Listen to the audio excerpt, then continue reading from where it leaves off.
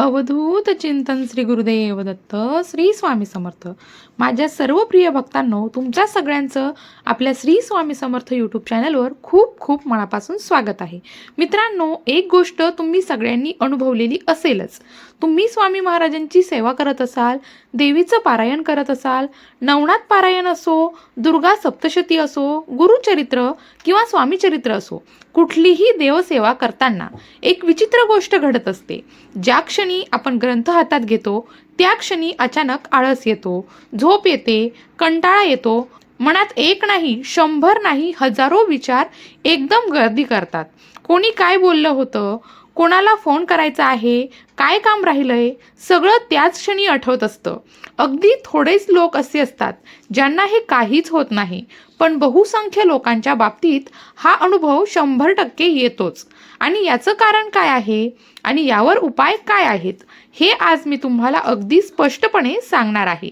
सर्वात आधी एक गोष्ट लक्षात घ्या. तुम्ही जेव्हा देवाची सेवा करता तेव्हा तुम्ही साध्या शक्तीची नाही तर ब्रह्मांड नायकाची सेवा करत असता.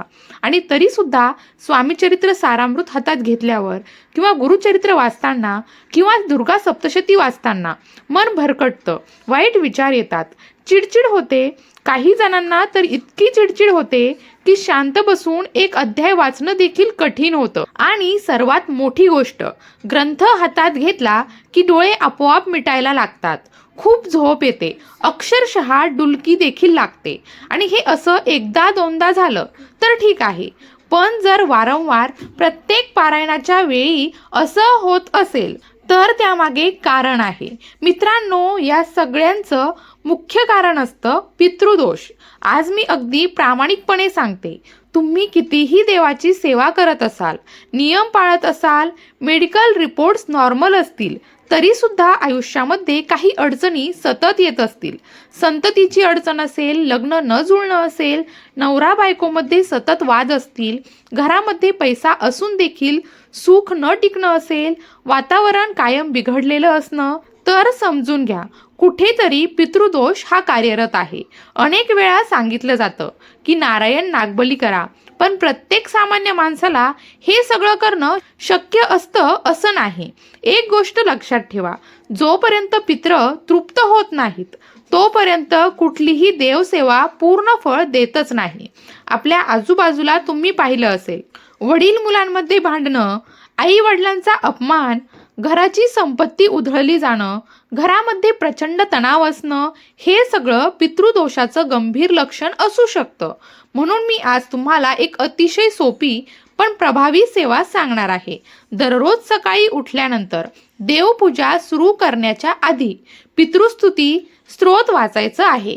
हे स्तोत्र नित्यसेवेचाच एक भाग आहे. पितृसेवेचं आसन हे वेगळं असावं, देवपूजेचं आसन आणि पितृसेवेचं आसन वेगळं वेगळं ठेवायचं आहे. त्या आसनावर बसून दक्षिण दिशेकडे तोंड करून पितृस्तुती स्तोत्र वाचायचं आहे. वाचन झाल्यावर ते आसन नीट घडी करून अशा ठिकाणी ठेवा जिथे कोणी हात लावणार नाही. नंतर हातपाय धुवा आणि मग देवसेवेला सुरुवात करा. हे करून बघा, कितीही तीव्र पितृदोष असेल त्याचा प्रभाव हळूहळू कमी होतोच. दुसरा अतिशय प्रभावी उपाय म्हणजे पंचमहायज्ञ. यासाठी कुठले मंत्र, स्तोत्र, आरती लागत नाही, फक्त कृती करते. दररोज स्वयंपाक करताना अग्नीला थोडं तूप अर्पण करा. घरात येणाऱ्या लहान मुलांना, मदत करणाऱ्यांना काहीतरी खायला द्या. कावळ्यासाठी, गाईसाठी एक घास काढून ठेवा. मुंग्यांसाठी थोडी साखर ठेवा. हे सगळं फार मोठं असण्याची गरज नाही. मनापासून केलेलं छोटंसं दान पुरेसं असतं. दर महिन्याच्या अमावस्येला शक्य तितकं दान करा. घोंगडी, चप्पल, छत्री किंवा अन्नदान पितरांच्या स्मरणार्थ केलं तर त्याचा परिणाम फार खोलवर होत असतो. आपण रोज देवाला दिवा लावतो, पण आपल्या पितरांची सेवा किती करतो हे देखील स्वतःला एकदा विचारून बघाच. मी स्वतः अनुभवातून सांगते, जसा जसा पितृसेवेचा भाग माझ्या आयुष्यामध्ये वाढत गेला तशी नकारात्मकता कमी होत गेली. घरातलं वातावरण बदलायला लागलं. देवसेवा करताना अडथळे येणं हे स्वाभाविक आहेच, पण जर सतत सेवा करताना अडथळे येत असतील तर समजून घ्या, पितृसेवेची खूप मोठी गरज तुम्हाला आहे. पितृ आपले शत्रू नाहीत, ते आपलेच आहेत. फक्त त्यांना आधी तृप्त करा, मग देवसेवा करा.